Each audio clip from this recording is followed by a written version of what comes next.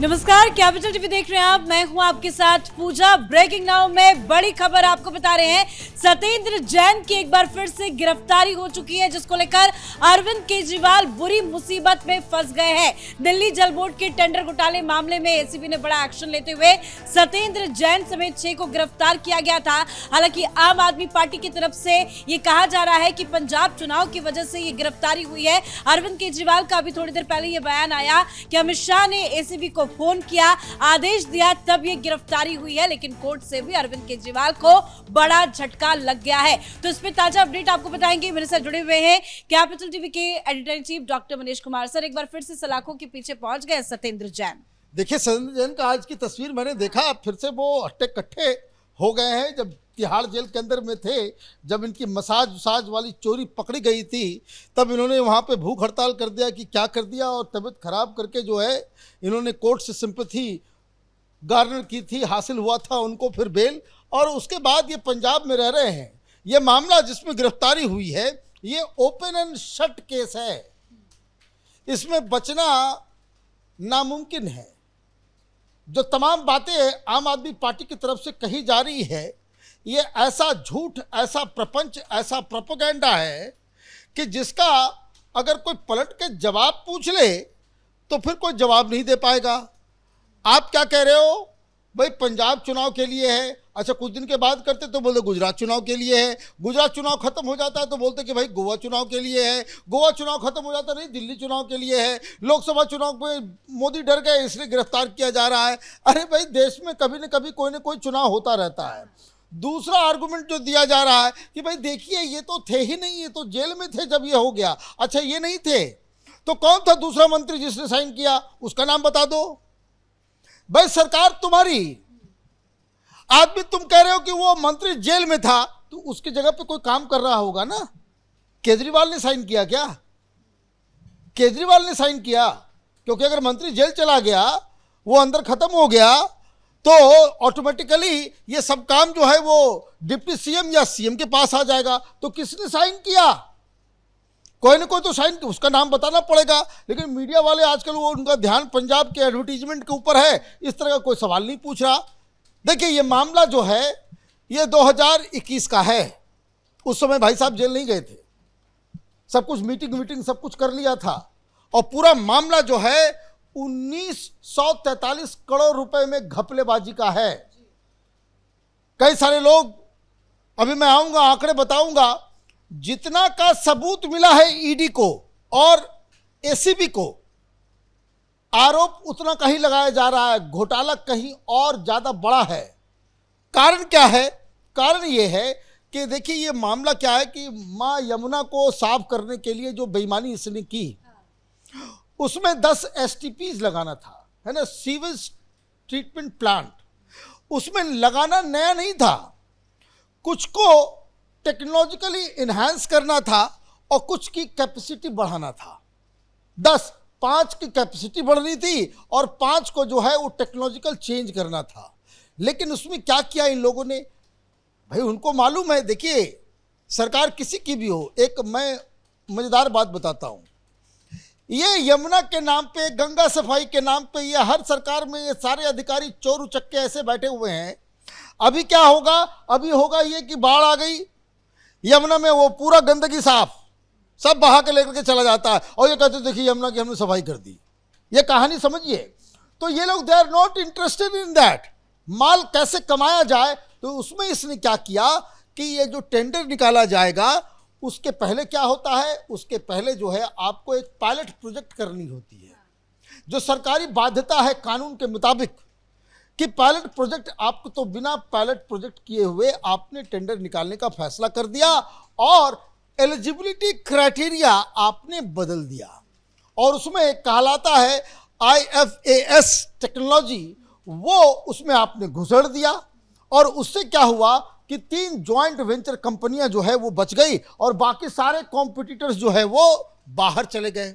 अब ये जो तीनों थे, इन तीनों को जो दिया गया, मालूम चला कि ये सब एक ही कंपनी को सारा काम सबलेट कर दिया, जिसका नाम था यूरोटेक। अब यूरोटेक के पास ये सारा काम चला गया। मतलब ये कोई यूरोटेक में बैठा हुआ था, जो केजरीवाल के साथ मिला हुआ था, जिसके जरिए सतेंद्र जैन को आदेश दिया गया, उसने क्राइटेरिया बदली। क्राइटेरिया बदलने के बाद इन तीनों को काम दिया गया और वापस यूरोटेक के पास काम आ गया। तो ये सारे काम हुए तो पैसा भी गया होगा, तभी तो आप साबित कैसे करोगे?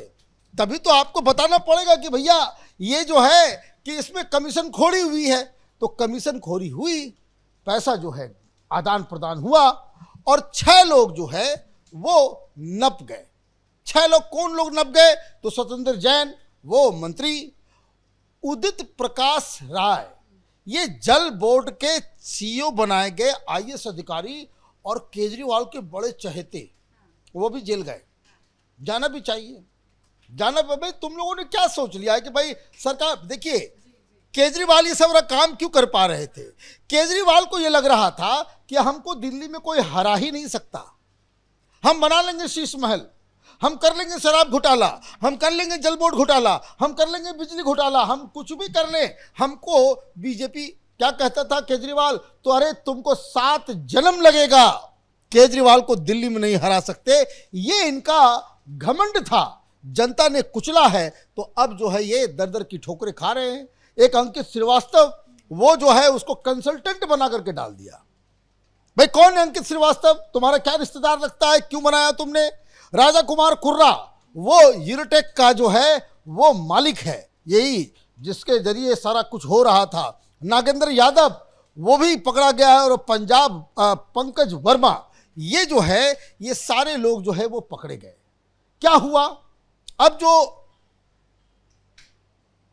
दस्तावेज, जो सबूत ईडी के पास आया है, तो उससे मालूम चल रहा है कि ईईपीएल को जो है उसको फायदा पहुंचाया गया और कंपनी को लगभग 9 करोड़ 96 लाख ये अनड्यू प्रॉफिट मिला। ये ईडी की तरफ से दावा किया जा रहा है। उसके बाद ये कहा जा रहा है कि 6 करोड़ 73 लाख रुपए ये अवैध कमीशन के रूप में बैंकिंग चैनलों के जरिए, फर्जी इनवॉइस के जरिए, नगद के माध्यम से जो है इसका बंदरबाट किया गया है। तो प्रोसीड्स ऑफ क्राइम जो है लगभग 17 करोड़ 70 लाख बताई जा रही है। 17 करोड़ रुपए लोग गटक गए।